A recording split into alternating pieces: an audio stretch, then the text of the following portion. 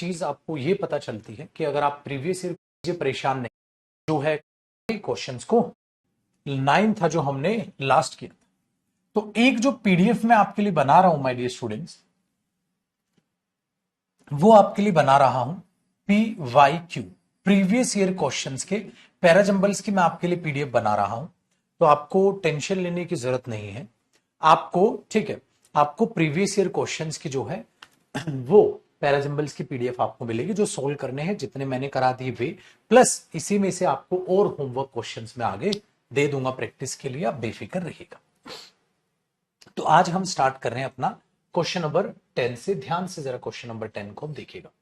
Question number 10 को अगर देखें तो ये क्वेश्चन आपका एसएससी सीपीओ टीयर 2 में, ठीक है, 8 तारीख पहला महीना 2024 को ये पेपर हुआ था।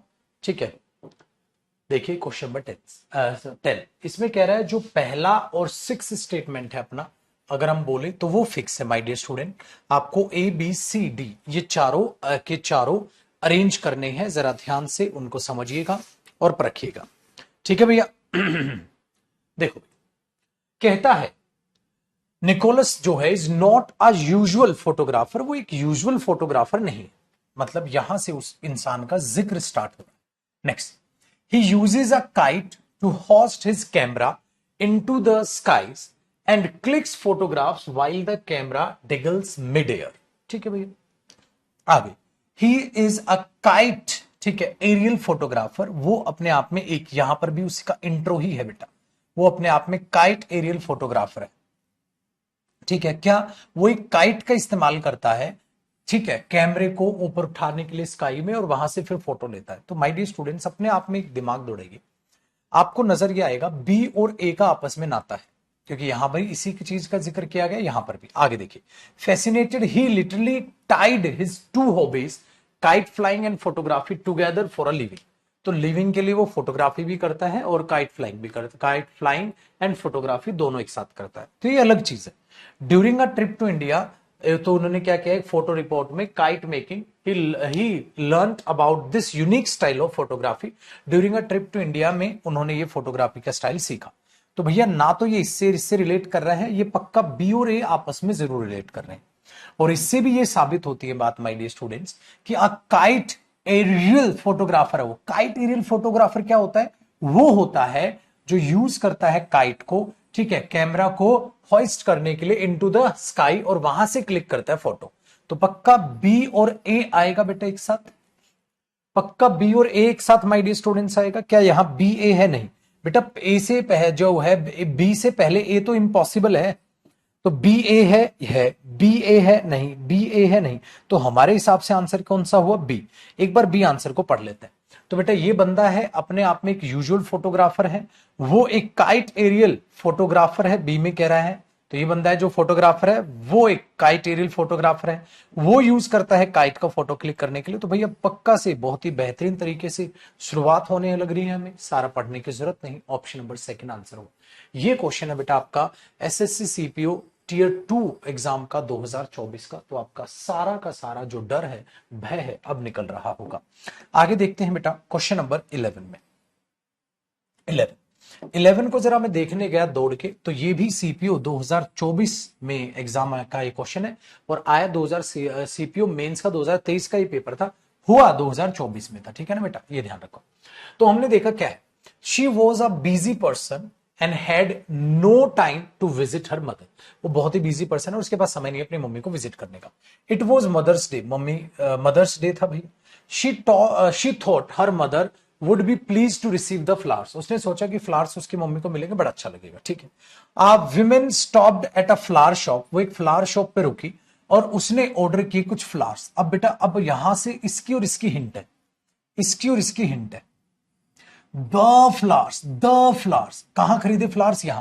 यहां खरीदे हैं, और उसने सोचा कि उसकी मम्मी को फ्लावर मिलेंगे तो खुश हो जाएगी। तो बेटा अगर आप देखोगे डी और सी में एक लिंक निकलता हुआ आपको नजर आएगा। क्या डी और सी में क्या निकलता हुआ नजर आएगा कि डी के बाद ही कहीं ना कहीं सी होगा। बेटा डी के बाद ही कहीं ना कहीं सी होगा, डी से पहले नहीं हो सकता, इम्पॉसिबल है। डी से पहले नहीं हो सकता, इम्पॉसिबल है, डी के बाद कहीं ना कहीं सी होगा। कितना बाद वो भाड़ में गया हमें नहीं पता, ठीक है, तुरंत बाद या कितना बाद पता नहीं। डी के बाद सी है क्या? डी के बाद सी है? हाँ, डी के बाद सी नहीं है, डी के बाद सी है, डी के बाद सी है नहीं है। तो मेरे पास अब दो ऑप्शंस हैं, ये बी या डी। तो हमने देखा बेटा बी में कहता है इट वॉज मदर्स डे, बिल्कुल ओपनिंग हो सकता है। डी में कहता है women stopped at flower shop to order some flowers, हो सकता है। अब जरा डी ए तो दोनों में है बेटा, यहां पर भी डी ए है और यहां पर भी डी ए है। तो बस पंगा बी और सी का और इसका है। एक बार पढ़ के देख लो दोनों। बी पढ़ो, इट वॉज मदर्स डे, हाँ। फिर डी, अब वुमेन फ्लावर शॉप पे रुकी, उसने कुछ फ्लावर्स ले लिए, हाँ। She was a busy person and had no time to visit her mother, मम्मी के पास जाने का समय नहीं था। She thought her mother would be pleased to receive flower, तो उसको लगा कि उसकी मम्मी को फ्लावर मिलेंगे, खुश हो जाएंगी। हाँ, यहां देखो बेटा डी। अब वुमेन रुकी वहां पर, हाँ। फिर ए, she was a busy person, हाँ। It was Mother's Day, she thought, यार ये एकदम से बीच में कहां घुसेगा मदर्स डे? ये तो नॉनसेंस हो जाएगा बेटा, ये तो नॉनसेंस हो जाएगा अगर मैं सी ऑप्शन को पढ़ता हूं, क्योंकि डी में पहले क्या जिक्र किया, एक वुमेन फ्लावर शॉप पे रुकी, चलो अच्छी बात है। फिर वुमेन फ्लावर शॉप पे रुकी, वो बहुत बिजी थी, हाँ। फिर मदर्स डे था, उसने सोचा मम्मी फूल मिलेंगे, खुश हो जाएंगी। भाई साहब ये नहीं, इंट्रो यहां पर बन रहा है बेटा, इट वॉज मदर्स डे। एक इंट्रो स्टेटमेंट जो बन रही है वो बी लग रही है। तो हमने देखा नहीं सर ये नहीं, तो बी ओपनिंग है, तो बेटा ए सही है। भाई मदर्स डे था, हाँ मदर्स डे था, एक वुमेन रुकी फ्लावर शॉप पे, उसने कुछ फ्लावर लिए, उसके पास समय नहीं था जाने का, तो उसने सोचा उसकी मम्मी को फ्लावर मिलेंगे, वो खुश हो जाएंगे। क्यों? क्योंकि मदर्स डे था। तो वो इंट्रो यहीं से स्टार्ट होना लाजमी है। फ्लावर शॉप पे वो क्यों रुकी, क्यों फ्लावर्स लिए? क्योंकि मदर डे था सर, ओपनिंग ये हुआ। तो बेटा ये भी आपका सीपीयू मेंस लेवल के क्वेश्चन आप बेहद खूबसूरती के साथ कर रहे हैं। आइए माय डियर स्टूडेंट्स आगे बढ़ते हैं। क्वेश्चन नंबर 12 पे जैसे ही मैं गया तो 12 ने मुझे बोला रुको सर एक चीज है आपके लिए। मैंने बोला बताओ। अब आ रहा है मेरे बच्चे एसएससी सीजीएल 2023 टीयर 2 के क्वेश्चंस। आपने सीएचएसएल देख लिया, आपने सीपीओ देख लिया, आपने सीजीएल भी देख लिया, अब आप सीजीएल मेंस लेवल के भी क्वेश्चन देखोगे और माय डियर स्टूडेंट्स आप खुद से बहुत ही बेहतरीन तरीके से इन क्वेश्चंस को बनाओगे। देखो क्वेश्चन नंबर 12 थोड़ा सा यूनिक लग रहा है ना। ये सीजीएल का है बेटा टीयर 2 का, जो 26/10/2023 को एग्जाम लिया गया था, सीजीएल मेंस 2023 का ये क्वेश्चन है। इसमें कह रहा है बेटा कुछ अजीब है ना, नीचे ऑप्शंस नहीं दिए। अगर ऑप्शंस नहीं दिए तो वो जरूर कुछ ना कुछ अलग और ढंग में पूछने की कोशिश कर रहा होगा, है ना। चलो देखते हैं क्या कहने की वो कोशिश कर रहा है। देखो कहता है select the option that arrange the given words to form a grammatically correct and meaningful sentence. The students eagerly their awaited result. मतलब कहता है देखो अलग ढंग का, मैंने कहा था ना एक ही सेंटेंस को बनवा लेगा, ये करवा रहा है बेटा सेंटेंस मेकिंग। एक सेंटेंस को तोड़ मरोड़ के दे दिया, तोड़ मरोड़ के दे दिया और बोला इसका एक सेंटेंस बनाइए। आपको इन चारों में से कौन सा ऐसा सेंटेंस लग रहा है जो ये बात एकदम एक्यूरेटली पूरी कर रहा है। हमने बोला चलो देखते हैं। The students their eagerly awaited, बेटा अवेटेड वर्ब है, वर्ब जो आएगी ठीक है, हाँ। तो वो देयर ईगरली वेट अवेटेड, अरे बेटा इसके बाद ईगरली आना था, वर्ब से पहले कैसे आ जाएगा? तो ये तो नॉनसेंस हो गया, ये तो नॉनसेंस हो गया, ठीक है हाँ। कि भाई इंतजार कर रहे थे रिजल्ट का, हाँ रिजल्ट देयर ईगरली। देयर अपने आप में एक डेटरमिनर होता है बेटा, उस डेटरमिनर के बाद नाउन आता है, क्या ये नाउन है? नहीं है। द अवेटेड ईगरली, अरे यार वर्ब का देखो क्या कर दिया, आर्टिकल के बाद वर्ब लिख दी सेकंड फॉर्म ऑफ वर्ब। क्या आर्टिकल के बाद सेकंड फॉर्म ऑफ वर्ब आती है? नहीं। Eagerly awaited the student their results. हमने बोला यार वर्ब जो है सब्जेक्ट के बाद आनी थी गुरुजी, ये कहां लिख दिया? तो ये तो डी ऑप्शन हुआ। The students eagerly awaited their results, जो स्टूडेंट्स है ईगरली अपने रिजल्ट्स का इंतजार कर रहे थे। कितना शानदार क्वेश्चन हुआ बेटा, ये मेंस का क्वेश्चन है उत्तर जी, जो आपने आराम से कर लिया और आपके 3 नंबर आ गए। 3 नंबर का होगा ना। चलो आगे देखते हैं। अब हमारे पास तो मेंस में इसका मतलब एक क्वेश्चन वहां से दिया गया था, आपने उसको आराम से कर लिया। जिसमें जितने क्वेश्चन आए थे बेटा उतने ही मैं करवाने लग रहा हूं। तो मेंस में एक ही क्वेश्चन आया था भैया। तो आप क्या देख पा रहे हो, चाहे सीपीओ का लेवल हो, चाहे सीजीएल का लेवल हो, चाहे सीएचएसएल का लेवल हो, चाहे एमटीएस का लेवल हो, हर लेवल करा दिया बेटा। अब आप टीचिंग का लेवल देख लो या स्टेनो का लेवल देख लो, वो सारे बराबर हैं, अपने आप में सेम है। तो सारे के सारे ही एग्जाम बड़े इजी क्वेश्चंस पूछते हैं अगर आप मेहनत करोगे तो, ठीक है। इसलिए जो मैंने आपको पैराजंबल्स कराए बेटा, वो मैंने हर लेवल टाइप के क्वेश्चंस आपको करा दिए, इसलिए आपका कॉन्फिडेंस सातवें आसमान पर है। इतने घटिया क्वेश्चन तो मैंने कराए भी नहीं घटिया मतलब बहुत आसान क्वेश्चंस मैंने आपको कराए तक नहीं, ठीक है। वो डायरेक्ट प्रीवियस ईयर में कराने लग रहा हूं ताकि आपके हौसला बढ़े। लेकिन क्वेश्चन मैंने बताया ना बेटा, हर टाइप के मैंने आपको करा दी, इजी भी मुश्किल भी बहुत मुश्किल भी, सबसे मुश्किल भी, हर टाइप के क्वेश्चंस करो, और हर एग्जाम तकरीबन प्रीवियस ईयर भी आपको मैंने करा दिया। ठीक है, चलिए अब बात करते हैं बेटा क्वेश्चन नंबर 13 की। 13 में कहता है my dear students, fell before me a carcass of an animal when suddenly my heart skipped a beat। बताइए question number 13 my dear students, आपको इसका क्या आंसर लग रहा है? क्वेश्चन नंबर 13 आपने बोला, देखो सर, कहता है कहता है when suddenly a carcass of an animal fell before me my heart skipped a beat। आपने देखा, देखो सर, ये तो एक सेंटेंस है, my heart skipped a beat। ठीक है भाई, डर गए आप, क्या डर गए, क्या हुआ होगा? when suddenly, जब सडनली कुछ आया होगा, क्या हुआ होगा? when suddenly a fell before me a carcass, नहीं sir, a carcass of an animal fell before me, ऐसा रहा होगा, है ना? हाँ, तो ये सर बी और ए लिंक लग रहा है। A carcass of animal fell before me, एकदम से मेरे पास आया, वो चीज गिरी तो मैं एकदम से डर गया, तो when suddenly यहां लग रहा है, तो सर ये तो सी लग रहा है, सी बी ए, सी बी ए, ये तो डी ऑप्शन लग रहे हैं, तो वैसे ही पढ़ के बता देंगे हम गुरुजी। क्या? My heart skipped a beat when suddenly a carcass of an animal fell before me, D option हो गया। चलो बेटा, CHSL भाई, जो भी जिस जैसे भी क्वेश्चन आएगा मैंने तो सेम है डाला आपके लिए। ये बेटा पहली शिफ्ट में CHSL 2/8/2023 का ये एग्जाम पे है आपका, जो पेपर हुआ उसकी डेट आराम से लिखिए, अब ये CHSL संभालिए। तो ये भी मेरे बच्चे 2023 में, और ये CHSL के कौन से क्वेश्चन है? 2023 के। ठीक है, आइए, तो हर टाइप के क्वेश्चंस आपको दिखेंगे। Question number 14 my dear students, अब क्वेश्चन नंबर 14 को करने की कोशिश कीजिए। आप 14 को करते हुए बोलेंगे कि गुरुजी देखो, कहता है सो देन, तो भैया ए से तो स्टार्टिंग पक्का नहीं हो सकती। सो देन, उसके बाद ऐसा, भाई बाद ऐसा हुआ, तो बेटा बाद ऐसा हुआ तो ये ऑप्शन तो कट गया, ए से तो ओपनिंग हो ही नहीं सकती। Why are not Silicon Valley, ठीक है, entrepreneurs clamouring to decode the ancient wisdom. ठीक है, क्वेश्चन पुट किया उसने। The failure rate in finding a new drug is as high as 95%। जो फेलियर रेट थी फाइंडिंग अ न्यू ड्रग वो इतनी थी। बिकॉज सी से भी स्टार्टिंग नहीं दिया भी नहीं, बिकॉज दीज वंस थ्राइविंग, ठीक है, cultures are now reduce to an endangered tribe. अब मुझे समझ आया सर, ये जो सी है किसी न किसी से तो रिलेट कर रहा होगा। क्यों रिलेट कर रहा होगा? बहुत एक रिलेट, किससे रिलेट करेगा आगे और पढ़ लेते हैं। अकॉर्डिंग टू इंडस्ट्री डेटा की अगर माने, it takes 2.6 billion and on an average अगर देखोगे 14 years to develop a new drug. एक नई ड्रग को डेवलप करने के लिए अकॉर्डिंग टू इंडस्ट्री डेटा माने तो इतने बिलियन और एक एवरेज 14 इयर्स डेवलप लग जाते हैं, इतना समय लग जाता है। वेरी गुड, हमने देखा। लेकिन एक बात बताओ बेटा, अगर आप बोल रहे हो एक चीज यहां से जरा यहां देखो, यहां से जरा यहां देखो, क्या ये बिकॉज का कारण है? नहीं सर, बिकॉज अपने आप में किसी चीज का कारण बताता है। किसका बेटा? वाई। ऐसा क्यों? Because.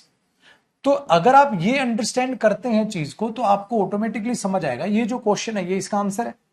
So then why are not Silicon Valley जो एंटरप्रेन्योर्स हैं वो डिकोड कर पाए intelligence? Because these ones thrive cultures are now reduced to an indigenous tribe. आप देखोगे तो सर ए और सी का लिंक है।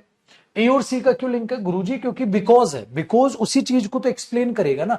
तो बहुत सारे स्टूडेंट्स है जो ए और सी का लिंक समझ गए बेटा। बिकॉज को एक्सप्लेनेशन दोगे तो वही तो और किसकी एक्सप्लेनेशन बनेगा? उस क्वेश्चन जो आपने फेंका है उस क्वेश्चन का आंसर आप देने की कोशिश करोगे तो बिकॉज उसी के बाद आएगा। तो बिकॉज उसी के बाद यहां पर आना चाहिए, सिंपल सी बात है। तो जब आप इस चीज को अगर अंडरस्टैंड करेंगे बेटा तो आपको ये चीज साफ साफ नजर आ रही होगी, ये चीज आपको साफ साफ नजर आ रही होगी। ठीक है, तो वो चीज आप। दूसरी चीज क्या है मेरे बच्चे? डी और बी का एक लिंक तैयार हो रहा है। डी और बी का क्यों है? क्योंकि इन दोनों में नई ड्रग, न्यू ड्रग का एक जिक्र है। दोनों में, डी में भी और बी में भी, एक नई ड्रग के बारे में बताया गया है। क्या बताया पहले इसमें? कि इंडस्ट्री डेटा की माने तो इतने बिलियन और एवरेज 14 इयर्स लग जाते हैं न्यू ड्रग को डेवलप करने में। The failure rate is finding a new drug is high as high, 95% उसकी फेलियर रेट होती है। तो बेटा इसमें भी बात वही है, इसमें भी बात वही है। तो एक हिंट ये तगड़ी बन रही है डीबी की। अब देखो डी भी यहां नहीं, डी भी यहां नहीं, डी भी यहां है। दूसरा मैंने कहा कि भाई ए और सी का लिंक है, ए और सी भी यहां। तो भैया इससे बढ़िया क्या लोगे?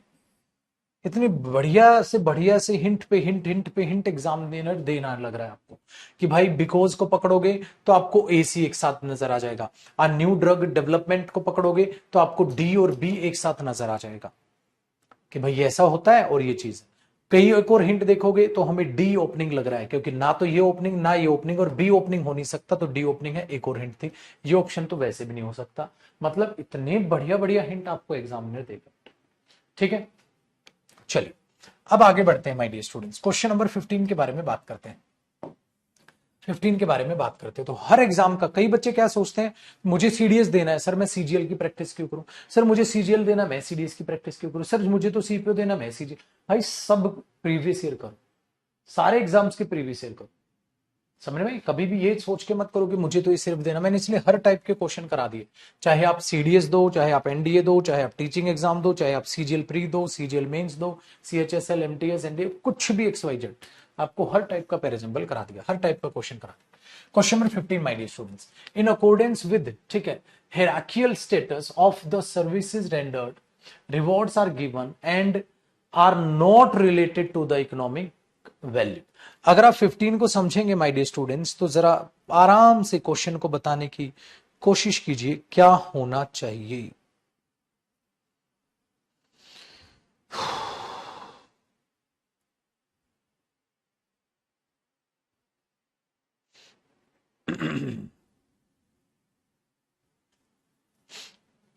देखें टाइम अप। अब देखते हैं बेटा क्या क्या होना चाहिए। अगर हम देखें तो भैया डी ओपनिंग नहीं हो सकता, आर नॉट रिलेटेड, आर मतलब ये वर्ब है, तो इसका कोई ना कोई सब्जेक्ट भी रहा होगा, इसका कोई ना कोई सब्जेक्ट भी रहा होगा। ठीक है, देखते हैं क्या कौन सब्जेक्ट हो सकता है इसका। सब्जेक्ट क्या इसका, इसका सब्जेक्ट ये हो सकता है ऑफ द सर्विसेज रेंडर्ड, नहीं सर, प्रेपोजिशन के बाद सब्जेक्ट थोड़ा ना आएगा। इन अकॉर्डेंस विद, प्रेपोजिशन के बाद ऑब्जेक्ट है, सब्जेक्ट थोड़ा ना आएगा। सो रिवॉर्ड्स आर गिवन, रिवॉर्ड्स ही इसका सब्जेक्ट हो। अगर ये होगा तो भैया सी पहले आएगा, डी कहीं ना कहीं बाद में ही आएगा, ये भी बात है। ठीक है, उसने ए ओपनिंग या सी ओपनिंग बना रखा है। अगर ये देखिए इन अकॉर्डेंस विद, क्या पता हो सकता है ए से भी स्टार्टिंग हो सकती है बेटा, ऐसा कुछ नहीं, ए से भी स्टार्टिंग हो सकती है, सी से भी हो सकती है। रिवॉर्ड्स आर गिवन, रिवॉर्ड्स दिए जाते हैं, ठीक है, सी से भी स्टार्टिंग हो सकती है। And are not related to economic values, ये अब आप बोलोगे तो सी के बाद अगर मैं सीधा डी बोल दूं तो क्या रिलेट करेगा, रिलेट नहीं करेगा sir. Rewards are given and are not related to the economic value, sir relate ही नहीं कर रहा सी के बाद डी, तो सी के बाद डी किसी में दिया है, सी के बाद डी किसी ने दिया भी नहीं है उसमें। लेकिन एक बात तो तय है बेटा, एक बात तो तय, सी के बाद ही कहीं ना कहीं डी आएगा, पहले तो नहीं हो सकता, क्योंकि अगर मुझे इसी को इसका सब्जेक्ट बनाना, और तो कोई इसका सब्जेक्ट बन ही नहीं सकता आर का। अगर मुझे इस प्लूरल वर्ब का सब्जेक्ट बनाना तो रिवॉर्ड्स वो प्लूरल ही बनेगा, रिवॉर्ड्स आर गिवन, ठीक है, आर नॉट रिलेटेड, तो कहीं ना कहीं सी के बाद ही डी होगा ना। सी के बाद डी है नहीं, सी के बाद डी है नहीं, सी के बाद डी है, सी के बाद डी है। वेरी गुड, तो मेरा ऑप्शन ही आसान हो गया भैया, ओपनिंग ए हो ही नहीं सकता पागल, क्योंकि ये हिंट काम करेगी। बेटा अगर सब्जेक्ट ये बनेगा और इस वर्ब का कोई सब्जेक्ट हो सकता है, कुछ नहीं। अरे जब इतना सा क्वेश्चन है उसमें भी ध्यान नहीं दोगे तो 100% सी ओपनिंग है। तो रिवॉर्ड्स आर गिवन, ए पढ़ लो, rewards are given in accordance with status, हर स्टेटस के हिसाब से रिकॉर्ड दिए जाते हैं, and are not related to economic value of the services rendered. हाँ भाई बिल्कुल सही है, the economic value of the services, बिल्कुल ठीक है। अब सी के बाद में अगर बी पढ़ूंगा, rewards are given of services, फिर सी के बाद बी तो आएगा नहीं, rewards are given of services, तो ये सी के बाद बी तो मैं बोल ही नहीं पा रहा, तो ये ऑप्शन गलत हुआ, तो सी ऑप्शन एकदम करेक्ट है, सी ऑप्शन एकदम करेक्ट है, इसमें भी कोई रॉकेट साइंस नहीं लगा रखी उसे।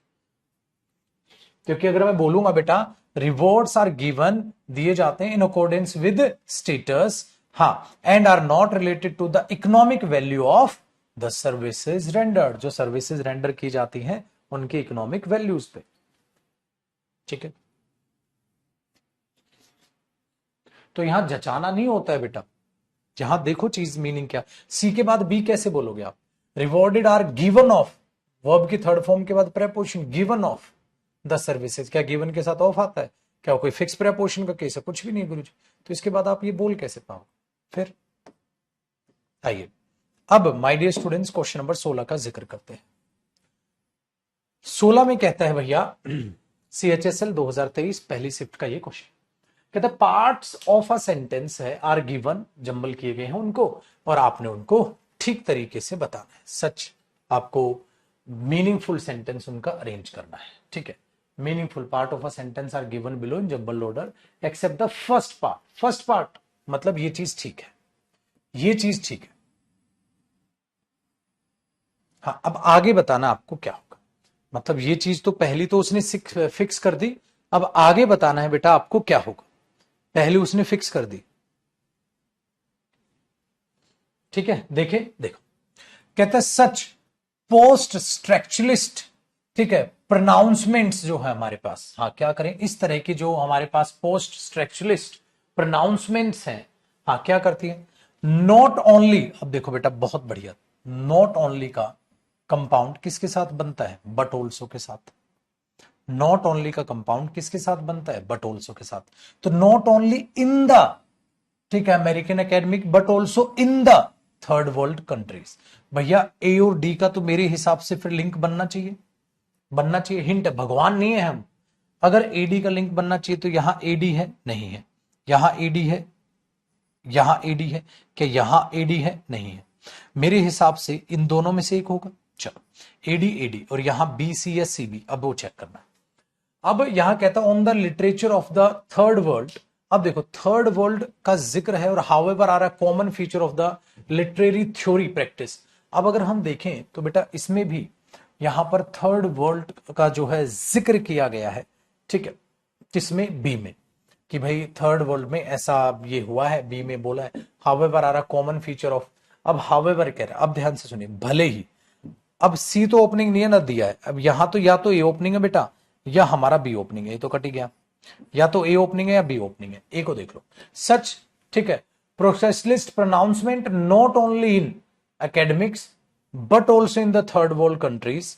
अगर आप इसको पढ़ोगे इसके बाद तुरंत से, ए के बाद डी, अगर यहां पढ़ लोगे, फिर आप पढ़ोगे सी, हाउएवर आ रहा कॉमन फीचर, फिर आप पढ़ोगे बी ऑन द लिटरेचर। यार ये वाला चीज शूट कर नहीं रहा, कोई मीनिंग ही कोई जस्टिफाई नहीं हो रहा।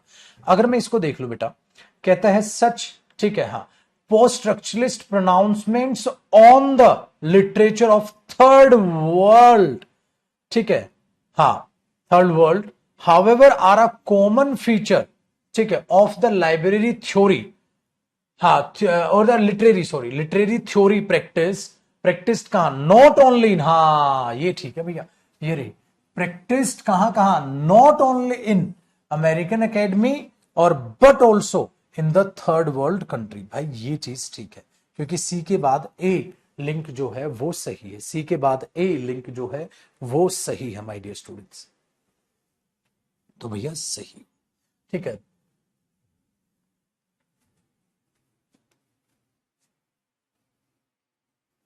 समझ आया, ठीक है। दूसरा, जब हम सडनली इसके बाद ये लिखेंगे, हाँ, तो वो कैसे रिलेट कर पाएंगे, कई हिंट है, हालांकि आप मीनिंग ही निकालो, ज्यादा बेटर है बेटा, पेपर में हवाबाजी में क्वेश्चन नहीं होंगे, मीनिंग निकालना पड़ेगा। चलो क्वेश्चन नंबर 17 बताओ, क्वेश्चन नंबर 17, 17 में A B C D E, मतलब भैया 5 है, 5 अरेंज करने, A B C D E, 5 दे दो 6 दे दो, क्या फर्क पड़ रहा है, ठीक है। We need to understand where we are and that will require significant investment, where we are headed and, ठीक है, in our data and information infrastructure to stay ahead of these crises। अब देखो बहुत तगड़ी हिंट है, अब जरा देखो क्या कहने की वो कोशिश कर रहा है, क्या है, टिपिकल क्वेश्चन है, थोड़ा सा घुमाया गया है, तो इसमें कोई ना कोई आपके पास एक हिंट भले ही क्या शानदार तरीके से निकलती हुई नजर आएगी। देखो बेटा, कभी भी रट्टा नहीं मारना। कई बच्चे सोचते हैं सर प्रेपोजिशन से शुरुआत नहीं होगी, हो सकता है बेटा, हो सकता है, फिर ऐसा कुछ नहीं होता। देखो, वी नीड टू, पहले ए को समझने की कोशिश करना, we need to understand where we are, हम कहां हैं, और एक ही टाइप का जिक्र किया गया है, वेयर वी आर हेडेड, क्योंकि एंड से चीजों को जोड़ते चल रहा है। फिर कह रहा है एंड, तो बढ़िया, यहां पर ए और अगर आप सी देखोगे तो दोनों आपको नजर आएंगे। अब वेयर वी आर का और कहीं भी कोई जिक्र नहीं, तो भैया एंड सेम ही तरीके की बात को तो जोड़ेगा, एंड सेम ही तरीके की बात को तो जोड़ेगा। तो we need to understand where we are and where we are headed. हमें समझने की जरूरत है, हम कहां हैं, हम क्या कर रहे हैं, हम कहां हैं, ठीक है, हमें क्या करना चाहिए। तो उसी टाइप की चीजें बात यहां पर दोनों को जोड़ रहे हैं। तो एक उसने बढ़िया हिंट दी हुई है बेटा, वो है ए और सी की, कि भैया ए और सी एक साथ। So we need to understand where we are and where we are headed. And फिर आगे बात जोड़ रहा है, ए सी के फिर आगे बात जोड़ रहा है, ठीक है, वो आगे की बात है जो भी जोड़ रहा हूं। लेकिन ये एक इस हिंट के अलावा और सीधी सादी सिंपल सी हिंट आपको कोई नजर नहीं आएगी। इसको और इसको जोड़ देंगे। We need to understand where we are and where we are headed. भाई सेम बात को एंड जोड़ देंगे। एसी देखो बेटा, एसी इसमें है, एसी इसमें नहीं है, एसी इसमें है, एसी इसमें नहीं है। तो सपोज ये वाला ऑप्शन और ये वाला ऑप्शन मैंने उड़ा दिया। अब मेरे पास दो ऑप्शन, पढ़ के देख लो बेटा। पहले मैंने पढ़ा ई, to stay ahead of these crisis, हाँ, we need to understand where we are and where we are headed, and that will require significant investment in our data information infrastructure. Investment in our, यार B के बाद D भी बढ़िया लग रहा है।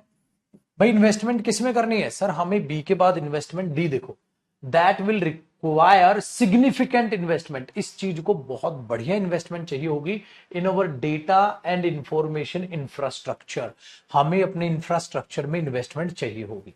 तो बेटा ये तो बिंदास बन रहा है, बी के बाद डी तो ठीक लग रहा है। अच्छा अब ये पढ़ के देख लो, बी देखो, दैट विल रिक्वायर, ये चीज रिक्वायर करेगी। ओ पागल, अगर मैं बी को ओपनिंग मानूंगा, दैट विल रिक्वायर, ये चीज रिक्वायर करेगी, क्या चीज, क्या पागल, बी ओपनिंग कैसे हो सकता है। अगर मैंने बोल दिया दैट विल रिक्वायर, ये इस चीज को जरूरत पड़ेगी, किस चीज की जरूरत पड़ेगी, इस चीज को जरूरत पड़ेगी, किस चीज को, पहले एक्सप्लेन तो करो। तो बेटा बी से सीधी स्टार्टिंग कैसे लोगे, ये तो गलत लग रहा है। और बीडी का लिंक में, यहां तो बीडी है भी नहीं, बीडी तो इसमें ही है खाली। क्यों, क्योंकि that will require significant investment, इसको इन्वेस्टमेंट की जरूरत पड़ेगी। Investment where we are headed नहीं, इन्वेस्टमेंट वी नीड नहीं, investment in our data information infrastructure. तो बीडी का भी लिंक है और एसी का लिंक था, तो एसी और बीडी यहां पर दिया हुआ है। तो अब पढ़ो। अब कई बच्चे बोलेंगे सर इससे कैसे स्टार्ट हो जाएगी, पागल हो क्या। मैंने बोला बेटा टू क्रैक एनी एग्जाम, हाँ, each and every student has to work hard. तो क्या टू प्लस फर्स्ट फॉर्म से या इंफिनिटिव से शुरुआत नहीं हो सकती, क्यों नहीं हो सकती, पागल हो गए हो। अगर मैं आपको कह रहा हूं टू क्रैक एनी एग्जाम, ठीक है, to crack any exam, each and every student has to work hard. फिर ऐसा नहीं, गलत रट्टा मार रहे हो आप। मैंने ऐसा नहीं आपको बोला इससे शुरुआत नहीं, मैंने लिखवाया कुछ ऐसे इससे शुरुआत नहीं होती कभी, पागल हो गए हो। तो रेफरेंस है, इससे नहीं हो सकती, क्यों, क्योंकि रेफरेंस ले रहा है किसी की। दैट विल रिक्वायर, इस चीज को जरूरत पड़ेगी, किस चीज को बताओ तो सही पहले वो चीज। तो बी ओपनिंग नहीं हो सकता, ये होगा आंसर। तो बेटे ये मत रटो इससे शुरुआत नहीं होगी, खुद की अंग्रेजी बना ली। मैंने कहा था टू प्लस फर्स्ट फॉर्म से शुरुआत नहीं होगी, तो आप खुद की अंग्रेजी क्यों बनाने की कोशिश कर रहे हो, गलती में फंसोगे। बताइए यहां तक कोई डाउट अब बैठा दिमाग में।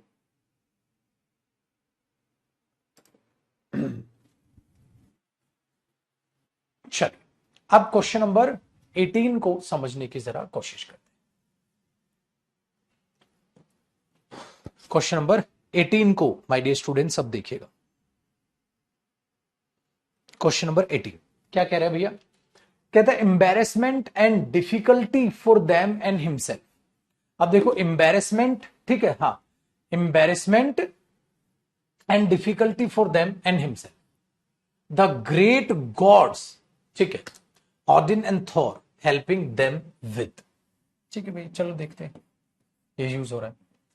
His clever plans but sometimes causing, ठीक है, Loki was represented as the companion of. अब देखो हिज क्लेवर, ये लॉकी नाउन है और ये हिज इसी के लिए आया भैया, फिर ऑडिन या थोर के लिए रेफरेंस में आ जाएगा, ठीक है। तो अब हमें समझना पड़ेगा विद देम, ये देम किसके लिए आया होगा, इसके लिए आया होगा भाई, और तो कोई है नहीं यहां, ठीक है, इसके लिए आया होगा और तो कोई वहां पर है नहीं। तो 18 में भी बहुत तगड़ी तगड़ी हिंट वो बनाता चल रहा है बेटा, और वो बनाने की कोशिश ये कर रहा है कि सर एक तो देखो, एक तो अगर हम समझने की कोशिश करते हैं बी और ए को, तो द ग्रेट गॉड्स ऑडिन और Thor helping them, embarrassment and difficulty for them and himself, and himself मतलब ये, देम मतलब ये, तो भैया बी के बाद ही तो कहीं ना कहीं ए होगा बेटा, ठीक है, और डी के बाद ही कहीं ना कहीं सी होगा, ठीक है। अच्छा, डी के ऑडिन एंड हेल्पिंग देम विद, तो हेल्पिंग देम विद, अगर आप कुछ भी रिप्रेजेंट कर रहे हो तो यहां पर आपने ये देखा बी के बाद ए और डी के बाद ही सी होगा, और बी के बाद ए होगा, तो बी के बाद ए, डी के बाद सी, बी के डी के बाद सी नहीं है, बी के बाद ही ए और डी के बाद सी, ठीक है, बी के बाद ए नहीं, मेरे पास दो ऑप्शन बच गए, या तो डी ओपनिंग है या बी ओपनिंग है, या तो डी ओपनिंग है या बी ओपनिंग है। डी देखो लौकी से स्टार्ट हो रहा है, बी, बी में कहता है the regulate ordain and helping them with, यार ये तो नहीं है स्टार्टिंग ले रहा, तो ज्यादा हमें सेंस लग रही है ओपनिंग की किसकी, डी, लेकिन हम भगवान नहीं है, भगवान नहीं हो तो पढ़ो बेटा उस क्वेश्चन को। Loki was represented as the companion of the great gods Odin and Thor, और ये तो पक्का बढ़िया लग रहा है सर, लोकी अपने आप में रिप्रेजेंट करता था कंपेनियन किस किस की, कौन कौन से भगवान की, ऑडिन और थॉर की। हाँ, helping them with his clever plans, अपने क्लेवर प्लान से मदद करता था उनकी, ठीक है। हाँ, बट समटाइम्स कॉजिंग एम्बेरसमेंट, कभी कभी एम्बेरसमेंट का भी कारण बनता था, तो यार ये तो बढ़िया चीज हो गई, तो ये तो एकदम ए साफ साफ नजर आ रहा है सर, यही इसका आंसर है, हमें कहीं और जाने की जरूरत नहीं। चलो आगे देखते हैं। अब कहता है क्वेश्चन नंबर 19, मेरे स्टूडेंट्स क्वेश्चन नंबर 19 को अब जरा समझने की कोशिश करें। 19 क्या कह रहा है आपको, 19 कहता है बेटा रिटर्न इन, ठीक है, अंडर एडॉन संस्कृत प्रोस, ठीक है। अब एक बात चीज याद रखिएगा, कभी भी रट्टा नहीं सर, वर्ब की थर्ड फॉर्म से सेंटेंस की शुरुआत नहीं होगी, काट दो, ऐसा कुछ भी नहीं है बेटा, रटना नहीं है, चीजों को सीखेगा। कहता है one of the world's earliest books, हाँ, डिवोटेड टू स्टेट का क्राफ्ट, द, ठीक है, अर्थशास्त्र इज, अब एक बात बताओ, अगर आप देखोगे द अर्थशास्त्र, द अर्थशास्त्र इज क्या है, is one of the world's earliest books, sir ये तो ठीक लग रहा है। इज रिटन इन, यार ये भी ठीक लग रहा है। Devoted to, is devoted to, यार ये भी ठीक लग रहा है। इसके बाद ये भी पढ़ पा रहा हूं, ये भी पढ़ पा रहा हूं, और इवन ये भी पढ़ पा रहा हूं तो मुझे लगा डी ओपनिंग है गुरुजी, इस हिसाब से तो, उस हिसाब से तो डी ओपनिंग लग रहा है सर, है ना, वेरी गुड, कि इंट्रो लग रहा है सर, ये डी, डी क्या लग रहा है, इंट्रो लग रहा है सर, इस हिसाब से तो डी ओपनिंग लग रहा है। अगर my dear students D opening लग रहा है, अगर डी ओपनिंग लग रहा है तो भैया मान लो डी ओपनिंग, चख के देखो, भगवान तो हो नहीं फिर से बेटा इसमें और इसमें, क्योंकि अगर ये चीज इसी के हिस्से बन रहे हैं, ये भी इसकी इंफॉर्मेशन है, ये भी इसकी इंफॉर्मेशन है, ये भी इसकी इंफॉर्मेशन है, भाई ये किताब कैसे लिखी है, ये बहुत ही अर्लीस्ट किताबों में से एक है, डिवोटेड है स्टेट क्राफ्ट पे, तो सारी चीजें इसी से रिलेटेड है, डी ओपनिंग हुआ, तो ये तो नहीं लग रहा, तो डी ओपनिंग बहुत बढ़िया तरीका, डी बी डी ए दोनों को पढ़ लो बेटा, क्या टेंशन है, डी पढ़ो, द अर्थशास्त्र इज, हाँ, written in under Sanskrit prose, one of the world's earliest, अरे यार ये नहीं रिलेट हो रहा ए और बी, इसका मतलब ए ऑप्शन ज्यादा बेहतर लग रहा है। अब पढ़ लो, डी जो है the Arthashastra is one of the world's earliest books, हाँ, डिवोटेड टू स्टेट क्राफ्ट, ठीक है, कोमा रिटन इन, अरे हाँ ये चीज ठीक है, वर्ब की थर्ड फॉर्म, फिर कोमा, फिर वर्ब की थर्ड फॉर्म, बिंदास जुड़ रहा है भैया, हमें तो ए लग रहा है, क्या लग रहा है भैया, ए ऑप्शन लग रहा है सर, थर्ड फॉर्म वो जोड़ने भी लग रहा है और बात बनने भी लग रही है, ठीक है, तो थर्ड फॉर्म डिवोटेड टू, ठीक है, state craft, comma written in, तो बिंदास है, और डी बी का भी लिंक, ठीक है, the Arthashastra is one of the world's earliest books, ठीक है, devoted to state craft, comma written in, या यहां एंड भी दे सकता था, एंड रिटन इन, लेकिन उसने कॉमा लगाया, ये ऑप्शन सही, मीनिंग भी दे रहा है और हिंट भी तगड़ी दे रहा है, ठीक है। चलिए बेटा अब बढ़ते हैं क्वेश्चन नंबर 20 की तरफ। 20 में क्या कहता है, 20 में कहता है मेरे दोस्त, फिर से 4 स्टेटमेंट है, बस चारों को अरेंज करना है, चारों को अरेंज करना है, ठीक है। देखो कैसे कहता है, बेनिफिट्स ऑफ रीडिंग, जो बेनिफिट्स है रीडिंग के, have been underline since ages together, ठीक है भाई। कहता वंस दे अंडरस्टैंड, भाई कुछ तो है जो जिनको लेकर है, वंस दे, पता नहीं क्या है, वंस दे एक बार, तो दे की रेफरेंस है कोई ना कोई बेटा, चलो देखते हैं। Once they understand the sensibleness behind reading, they would pass it on the others as well, ठीक है भाई, अगर आप चीजों को समझोगे तो आगे भी पास करोगे। इट ब्रिंग्स नॉलेज, ये जो चीज है नॉलेज लाती है, विजडम लाती है, बोथ टू द रीडर्स। ये चीज कौन सी चीज बेटा? पता नहीं सर, कुछ ना कुछ तो होगा, कुछ ना कुछ तो होगा, पता नहीं सर, कोई ना कोई रेफरेंस तो है। तो सी तो ओपनिंग नहीं है बेटा, तो ये तो दो तो धड़ाधड़ कट गए। क्योंकि अगर आप कह रहे हो इट ब्रिंग्स, ये चीज नॉलेज और विजडम दोनों चीजें लाती हैं। अब एक बात बताओ, बुद्धिमानी भी आएगी, ज्ञान और बुद्धि दोनों का विकास करेगी ये चीज, बट कौन सी चीज महाराज? वो तो लिखी नहीं। कौन सी चीज? वो तो लिखी नहीं। तो भैया ये चीज क्या, कौन सी चीज लिखी नहीं? तो इस हिसाब से ए ओपनिंग है, दोनों में है। Uh, benefits of reading, benefits of reading, reading के जो बेनिफिट है have been underlined since ages together, बहुत सालों से उनके बेनिफिट्स को हम देखते आ रहे हैं। ए के बाद my dear students it brings knowledge, यहां पर आप कहने, और ए के बाद बी, तो ए के बाद हमने बोला it brings knowledge, but benefits की बात है, उसके लिए इट एकदम सडनली क्यों लिखूंगा मैं? वहां तो बेनिफिट है, तो बेनिफिट के बारे में आगे बताओ ना यार। आप इट लगाओगे, क्या बेनिफिट्स क्या है? प्लूरल, क्या प्लूरल के लिए इट आएगा? नहीं सर, तो ये रेफरेंस कम जा रही है। ए के बाद बी पढ़ो, once they understand the sensible. अब हमने देखा यार, ए के बाद अगर मैं बी पढ़ रहा हूं, हाँ, तो once they understand the sensible behind reading, हाँ सर, इसमें भी रीडिंग से चीज आती है और इसमें भी, ठीक है, रीडिंग की बात होने लग रही है। दे वुड पास इट ऑन, कहता है अगर वो एक बार सेंसिबलनेस समझ गए ना रीडिंग के पीछे की, कि भाई बेनिफिट है रीडिंग के, एक बार वो समझ गए तो वो अगले आगे भी उस चीज को वो पास करेंगे। हमें लगा सर ठीक लग रहा है, मतलब ए बी सी डी ही पढ़ दो। मतलब A B D C D ही पढ़ दो।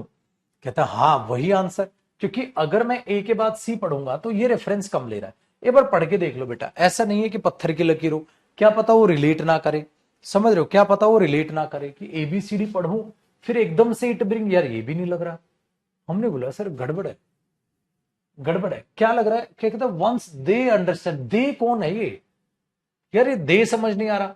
अगर मैं दे को समझू तो यहां यूज हुआ है द यंग वंस, तो ये जो यंग वंस यूज हो रहा है इनके लिए दे होगा, हाँ। तो अगर मैं ए के बाद बी मान लूं तो मैं ये फंस गया, ये दे सडनली कहां से कूद गया? बेटा बेनिफिट रीडिंग के बहुत सारे हैं और काफी टाइम से हम देखते आ रहे हैं। वंस दे अंडरस्टैंड, एक बार वे समझ जाए, वे कौन? सर ये भी नहीं ना पक्का। इसके बाद ये कैसे हो जाएगा गुरुजी? क्योंकि डी के बाद ही कहीं ना कहीं बी आएगा, कहीं भी आए, बी डी से पहले कैसे हो जाएगा? क्योंकि इसमें नाउन है, मतलब दे यंग वंस हैं और उनके लिए दे यूज हुआ है, तो ये तो नहीं गुरुजी, फिर ये लग रहा है ठीक, फिर तो ये लग रहा है। तो अब इसको पढ़ के देखो बेटा, बेनिफिट्स रीडिंग के बहुत हैं, इट ब्रिंग्स मतलब रीडिंग के लिए कहते हैं, इट ब्रिंग्स नॉलेज मतलब रीडिंग लाती है नॉलेज, तो इसने इसके लिए ना रेफरेंस लेके इसके लिए रेफरेंस ले ली बेटा। Very good. तो हमने बोला ए, बेनिफिट रीडिंग के बहुत सारे हैं, जो रीडिंग है हमारे लिए, ठीक है, लाती है नॉलेज भी, ज्ञान भी लाती है और बुद्धिमानी भी लाती है, both to the readers, readers के। अच्छा, तो ये जो कह रहा है सी के बाद, फिर कह रहा है by virtue of the practice at home this can be suggested to the young ones. हाँ, वंस दे अंडरस्टैंड, एक बार वो समझ जाए चीजों को, और ये बढ़िया भैया डी ऑप्शन, ठीक है। तो बेटा कब कहां कैसे कहां ध्यान चला जाएगा? कुछ नहीं, कहां चला जाएगा? तो कुछ नहीं, बहुत बड़ी। तो आपको हिंट पे हिंट, हिंट पे हिंट मिलती चली जाएगी, आप एक बार अंडरस्टैंड करने लग गए। तो यही बोलते हैं एक्सपीरियंस कि इसके बाद ये बोल रहा दे कहां से टपका भाई, दे कहां से टपका? क्या ये रीडर्स के लिए होगा उसके बाद होगा, क्या इनके लिए होगा उनके बाद होगा? वेरी गुड, है ना चीजें, बहुत अच्छा। चलो क्वेश्चन नंबर 21 देखो, क्वेश्चन नंबर 21, मेहरबान कदरदान, क्वेश्चन नंबर 21 आपसे मिलना चाहता है, मिल लीजिए। क्वेश्चन नंबर 21 कह रहा है my dear students, the golden era when their language culture and arts flourished in the minds of the Tamils under the, ठीक है, पैट्रोनेज ऑफ सक्सेसिव, ठीक है, पेंजिन किंग्स, द नेम, ठीक है, मधुराई इवॉक्स। अब बताइए, P Q R S given है बेटा, P Q R S given है, और क्या वहां पर होना चाहिए? देखो सबसे पहले तो बेटा हर एक में ऐसी है, इसका मतलब बेटा ओपनिंग तो ऐसा है, वो तो चक्कर ही खत्म, क्योंकि हिंट थी तगड़ी। द नेम, ठीक है, मधुराई इवॉक्स, जो मधुराई है उसको रिप्रेजेंट करने की कोशिश किया, तो सब में दे दिया, सब में दे दिया भैया। कोई दिक्कत वहां पर हमारे पास उसने छोड़ी नहीं। तो हमने बोला ओके चलो आगे देखते हैं। तो जो मेरी मधुराई है वो इवोक्स है, हाँ इवोक्स किस में, इवोक्स द गोल्डन एरा, ठीक है। अब देखते हैं व्हेन देयर लैंग्वेज, अब देखो बेटा यहां से आती है, सडनली आ गया देयर। अब ये देयर किसके लिए है, the golden era when their language their culture their arts flourished, उनकी आर्ट्स फ्लोरिश होती है, बढ़ती है, फलती फूलती है, चमकती है। लेकिन देयर कौन, जिक्र हुआ है तमिल्स, इसका मतलब ये इनके लिए देर हो सकता है, ठीक है।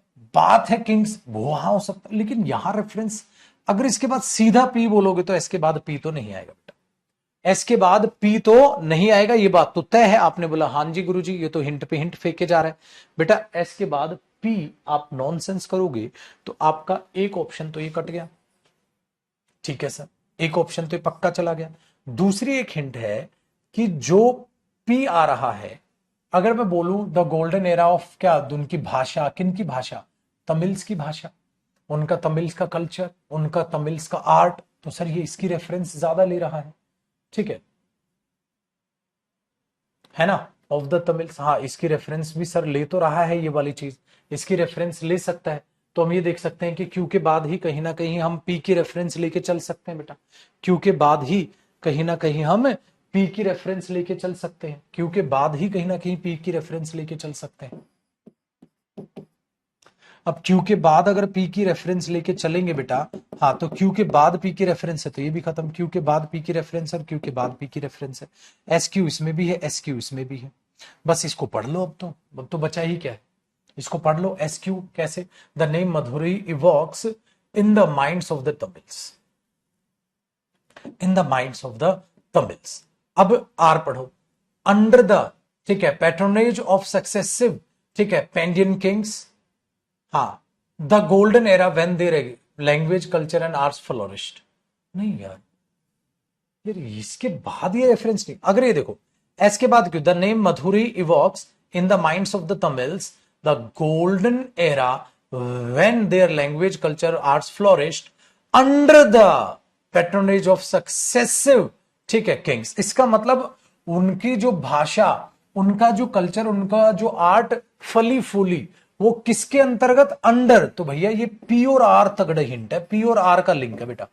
कब फले फूले वो, कब उनकी भाषा को आपने प्रमोट देखा, कब उनके कल्चर को प्रमोट करते हुए देखा, कब कब देखा, जब अंडर द, ठीक है, patronage of successive Pandyan Kings. भैया उनके, किनके, उनके अंडर वो फले फूले, उनके अंडर उनकी भाषा को रिकग्नाइजेशन मिला, उनके अंडर उनके लैंग्वेज को, आर्ट को, कल्चर को बढ़ावा मिला, किनके अंडर, उनके अंडर। तो ये रेफरेंस बढ़िया है, तो हमें बी ऑप्शन ज्यादा सुटेबल लग रहा है। तो as the name Madurai walks in the minds of the Tamils, हाँ द गोल्डन एरा, ठीक है, when their language culture arts flourish under the, ठीक है, patronage of successive Pandyan kings. तो भैया बी ठीक लग रहा है, ठीक है।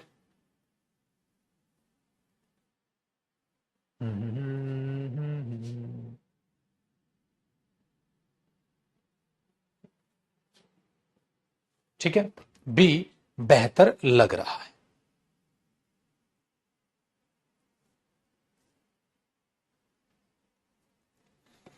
बढ़े आगे, चले क्वेश्चन नंबर 22।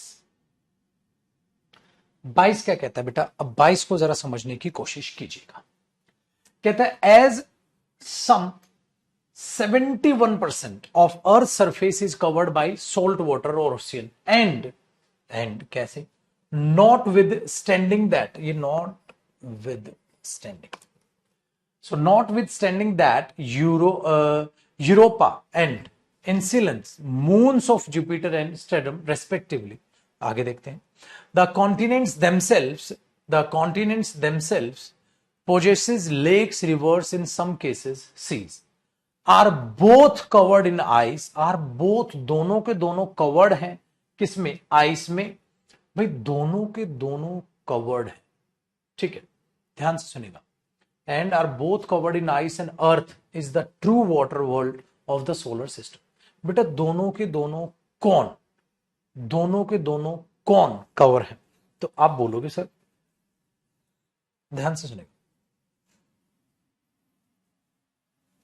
ये है ना, हाँ भाई ये दोनों के दोनों कवर है, और तो कहीं कोई भी चीज ऐसी यहां पर आ नहीं रही कि दोनों के दोनों आइस और अर्थ, ठीक है, are both covered in ice, earth is the true water world of the solar system, आगे उसने बात की है। तो इसका मतलब सर ये जो है कवर है यूरोपा एंड, ठीक है, इंसिलेडस, अगर हम बात करें मून्स ऑफ जुपिटर और वो सैटर्न है respectively, are both covered in ice, दोनों के दोनों आइस में कवर है। तो यार ये तो गुरुजी बी के बाद डी आ रहा है। अब बी डी यहां तो है, बी डी यहां नहीं है, बी डी यहां भी है, बी डी यहां नहीं है, तो ये रेफरेंस, और फिर से मैं कहूंगा बेटा भगवान नहीं, तुरंत रेफरेंस लो पेपर में। अब रेफरेंस मिल गई तो अब जरा पढ़ो, अब जरा पढ़ो, क्या ए और सी का लिंक है? 70% अर्थ का जो सरफेस है, ठीक है, देखते हैं कहानी ए और सी की। पहले इसको पढ़ो। बी में हमने बोला यूरोपा और इसके बारे में, फिर डी बोला आर कवर्ड इन आइस, अर्थ जो है ट्रू वाटर वर्ल्ड है of the solar system as some 70% of the earth surface. हाँ बिल्कुल ठीक है भैया। अरे रे रे रे रे, ये तो डी और ए का तगड़ा लिंक है, डी और ए का तगड़ा लिंक है बेटा। ये तो डी और ए का तगड़ा लिंक क्यों है? क्योंकि अगर डी में कह रहा है ना are both covered in ice, अर्थ जो है, Earth is the true water world of the solar system as 75% of earth surface is covered by salt water oceans. क्योंकि अर्थ को कह रहा है जो एक ट्रू वाटर वर्ल्ड है सोलर सिस्टम का। क्यों? क्योंकि अर्थ का 75% ऑफ अर्थ का 71% जो भाग है वो कवर है सॉल्ट वाटर ओशियन से। तो भैया ये तो डी और ए तगड़ा है। डी में और बात करके क्यों बोला जाता है, ए में उस चीज को एक्सप्लेन किया गया है। D A sir, A answer. भैया मेरे ये तगड़े वाली हिंट हो गई, ये तगड़े वाली हिंट मिल गई हमें, आसान हुआ बेटा। तो ये क्वेश्चन नंबर 22, मेहरबान कदरदान, आपके पास बेहद ही शानदार क्वेश्चन। चलो question number 23 my dear students, question number 23, question number 23 को भी समझिए। कहता है with the occult and the satanic which in turn owes much also to, देखो पॉइस वर्क, ओ ये इंसान है, owes much to the concern of romanticism, ठीक है, shaping plausible fabrics out of implacable material, his own, बेटा his own, इसका his own feverish dreams to which ही फिर ये। तो एक बात बताओ यार, ये हाँ, तो ये तो बी ओपनिंग लग रहा है भाई, एक्सप्लेन वहीं से तो है, बताओ बताओ, बी ओपनिंग लग रहा है बेटा, बी लग रहा है, बी एक में ही ओपनिंग है बस, डी में। अरे पढ़ के देख लो भैया, पोए का जो वर्क है, हाँ वो much to the concern of romanticism, हाँ, with the occult and the satanic which is turn of much also to his own favourite dreams to which he applied a rare, ठीक है, faculty of shaping plausible fabrics out of implacable material. ये तो बढ़िया भैया जी, सारी इसी के बारे में चर्चा है, तो एक ही हिंट हमारे लिए काफी थी, उसको पढ़ा, पेपर में आंसर, कहानी खत्म। एक ही हिंट काफी थी बेटा, उसको पढ़ा पेपर में और हमारे पास एक ही शानदार आंसर आ गया। भैया ये तो बड़ा आसान काम हो गया। ठीक है बेटा, चलो 24 देखते हैं, 24 देखते हैं। 24 में कहता है, 24 में कहता है my dear students, between the two countries, दो कंट्रीज के बीच में, win inevitable count the recent political incident against the peace process. अब देखो बेटा ध्यान से सुनिएगा, अगर हम बोले अगेंस्ट की बात है तो बेटा अगेंस्ट किसकी रेफरेंस में आ सकता है, अगेंस्ट किसकी रेफरेंस में आ सकता है, ठीक है बेटा, विल इनविटेबली काउंट अगेंस्ट, हम उनके अगेंस्ट करेंगे कोई काउंट, कोई चीज, कोई स्टेप अगेंस्ट उठाएंगे हम। तो बेटा ये थी यहां बी और डी। अब बी डी यहां नहीं, बी डी यहां नहीं, बी डी यहां नहीं, बी डी यहां है भाई, काउंट अगेंस्ट होगा बेटा, two countries against the peace, ठीक है, between the two countries against the peace, कोई सेंस नहीं, मैंने बोला ना काउंट अगेंस्ट, काउंट अगेंस्ट, ये हिंट है, कोई पत्थर की लकीर नहीं है। तो सी ए बी डी लगा। अब सी पढ़ो, द रिसेंट पॉलिटिकल इंसिडेंट, हाँ, बिटवीन द टू कंट्रीज, हाँ बिल्कुल ठीक है, between the two countries will inevitably count against the peace process. अरे ये तो ठीक था, ये तो ठीक था। तगड़ी कई कई हिंट थी। The recent political incident between, incident किसके बीच, बिटवीन द टू कंट्रीज, ये भी हिंट था कि सी और ए एक साथ है। अब सी ए इसमें नहीं, सी ए इसमें नहीं, इसमें नहीं, इसमें, जो भी आपको देखना हो, बहुत हिंट थे इसमें भी। तो इसका तो क्विक आंसर ज्यादातर स्टूडेंट्स ने कर दिया। तो मेरे बच्चे ये 24 था जो बेहद ही बेहतरीन तरीके से आपके पास आंसर आ गया। ठीक है, अब 25 क्वेश्चन से हम कब बढ़ेंगे, कल मतलब अगले सेशन में। ठीक है, और दूसरी बात माय डियर स्टूडेंट्स, अगर हम चीजों को समझने की कोशिश करते हैं तो हमारे पास एक बहुत बेहतरीन चीज ये मिलती है कि अभी तक मैंने आपको सारे पैराजम्बल्स पढ़ा दिए, सारे प्रीवियस ईयर आपको हर टाइप का प्रीवियस ईयर करके दिखा दिया। अब एक ही प्रीवियस ईयर वाला बचती है चीजें, वो है माय डियर स्टूडेंट्स सीडीएस। तो अब जो हमारा नेक्स्ट सेशन होगा उसमें सीडीएस का प्रीवियस ईयर क्वेश्चन पेपर हम चेक करेंगे उसमें, ताकि ये जो पीवाईक्यू आपके पास हो रहे हैं प्रीवियस ईयर, वो भी आपके जो है यहां चेक हो जाए, उनको भी आप शानदार तरीके से समझ पाए और कर पाए, तो वो सीडीएस के भी पीवाईक्यूज आपके पास हो जाएंगे। तो माय डियर स्टूडेंट्स, ये चीजें हैं। अब जितने भी पीडीएफ है वो हर पीडीएफ का हर क्वेश्चन आपने जरूर करना है, जो पीडीएफ मैं पैराजंबल्स में आपके पास प्रोवाइड करवा रहा हूं। आपके पास अगर मैं बोलूं तो मैं प्रोवाइड करा रहा हूं आपके पास पैराजंबल्स लेवल 1, पैराजंबल्स लेवल 2, पैराजंबल्स लेवल 3, पैराजंबल्स लेवल 4 और पैराजंबल्स पीवाईक्यूज। हर एग्जाम के पीवाईक्यूज आपको दिख जाएंगे, जिससे ये हो जाएंगे जी 5, और एक आपको मिलेगी homework PDF, parajumbles homework PDF. Homework PDF बोलो, ये इनके भी सारे क्वेश्चंस आपने करने हैं, ये चीज है। तो 1 2 3 4 5 और 6, तो आप ये मान के चलिए माय डियर स्टूडेंट्स, आपको ये देखना है, आपको ये देखना है। ठीक है, वेरी गुड। अब कई बच्चों को नशा, भाई स्टेनो इतना इजी लेवल बेटा करने की जरूरत नहीं है, जो सीएचएसएल देख रहे हो इससे और लेवल गिरा दो। स्टेनो का लेवल वो होता है माय डियर स्टूडेंट्स, इसलिए स्टेनो का प्रीवियस ईयर मैं अवॉइड करता हूं, उसको कराने में बच्चे नींद आ जाते भैया। स्टेनो मेरे बच्चे इससे भी गया गुजरा लेवल, आप देखो ना किस लेवल पे आप देखोगे, तो उनमें हम क्या कराएंगे, इससे भी और नीचे क्या लेके जाएंगे क्वेश्चंस, तो ऑटोमेटिकली स्टेनो आपका कवर ही हो गया बेटा, वो सीएचएसएल और एमटीएस में ही हो गया। सीएचएसएल एमटीएस से भी और नीचे लेवल इंग्लिश का स्टेनो में दिखता है। ठीक है मेरे बच्चे, तो अपना अगर आप फिर भी आपका मन करे, आप गूगल पे सर्च करें स्टेनो पेपर, वहां से पेपर बनाए, आप मात्र 10-10 सेकंड में आंसर कर रहे हैं। ठीक है, जिन बच्चों को स्टेनो देना, बाकी मैंने सारे एग्जाम्स आपके प्रीवियस ईयर के कवर कराई दिए। ठीक है, तो अगला जो सेशन रहेगा वो फिर हम एक बार प्रीवियस ईयर प्रैक्टिस कर लेंगे, अपना सीडीएस सेक्शन को और देख लेंगे। ठीक है ना, वो हमारी चीज है। तो कितनी पीडीएफ आपके पास टोटल ये होंगी, कल मैं फिर इस प्रीवियस ईयर मतलब नेक्स्ट सेशन में आपका, अगली सेशन में आपका प्रीवियस ईयर सीडीएस वाला और हम खत्म कर लेंगे ना चीजों को, तो हमारे पास वो सहूलियत हो जाएगी। तो अगली सेशन में हम प्रीवियस ईयर क्वेश्चंस को भी टैकल करके चल लेंगे। ठीक है, सीडीएस के फिर आपके लिए एक होमवर्क पीडीएफ वगैरह, पहले 1 2 3 4 5 या 6 पीडीएफ जिसने कर ली भैया वारे न्यारे हो जाएंगे उसके पैराजंबल्स में, जिसने ये 6 पीडीएफ कर ली उसके वारे न्यारे हो जाएंगे। Thank you so much, bye bye, take care, खुश रहिए, आबाद रहिए, मस्त रहिए, तंदुरुस्त रहिए। थैंक यू सो मच, मिलते हैं अगले सेशन में, तब तक के लिए बाय बाय, टेक केयर, खुश रहें, आबाद रहें, और हर पीडीएफ जरूर सोल्व करनी है। जितने इनमें से क्वेश्चंस मैंने सोल्व कराने तो करा दिए, ये पीडीएफ जरूर देख लीजिएगा, 1 2 3 4 5 और ये, तो ये आपको यहाँ पर अगले लेवल पे चीजें बना के देंगे। Thank you so much, bye bye, take care, मिलते हैं अगले सेशन में माय डियर स्टूडेंट्स। ठीक है जी।